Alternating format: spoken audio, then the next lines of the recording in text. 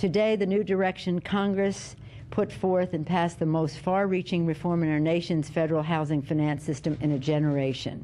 The victory is a victory for the American people and for restoring our economic strength, and it was made possible by the leadership of two very distinguished chairmen in the House. Because of the condition of the housing market and housing prices going down, the fragility of our financial institutions, the condition of the capital markets, it was urgent that Congress send a message to the markets that we will act, and that we all agreed the last thing we needed was that Fannie Mae and Freddie Mac would not be able to make loans. That would be very harmful to our economy and to our housing market. The Republicans for 12 years controlled this Congress and did not pass that reform of Fannie Mae and Freddie Mac, and they didn't do anything about the FHA. We've now been in power 18 months, and we have reformed structurally Fannie Mae and Freddie Mac, and we have modernized the FHA. We have also, working with the bank regulators of the Bush administration, put in place a mortgage foreclosure avoidance that the Congressional Budget Office tells us will avoid at least 400,000 foreclosures. I'm optimistic from talking to services that will be more. This is a major package of bills that will reform Fannie Mae and Freddie Mac, along with the Federal Reserve, diminish the likelihood of there being more subprime crisis. We will increase options for people going forward to get loans. We will avoid foreclosures, and we'll get back into affordable housing.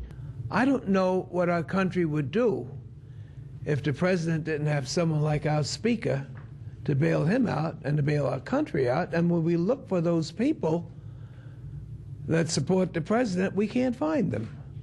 It's totally unbelievable where our great nation finds itself today. It's been a great exercise historically, but the fear is still there. And I just hope the president will see his way clear in the last few weeks of his administration to do what we ask our doctors to do, and that is to do no more harm.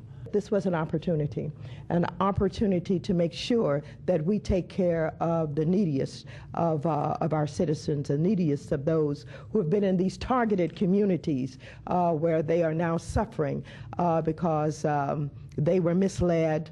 They made the mistake of signing on the bottom line, and in some cases, fraud was committed in getting them to get into some of these mortgages. They immediately understood that this was an opportunity to really help the people. So I'm glad to see that the White House lowered its threat and that these leaders of our Congress did not relent. And I come from a part of the country where foreclosures are running rapid.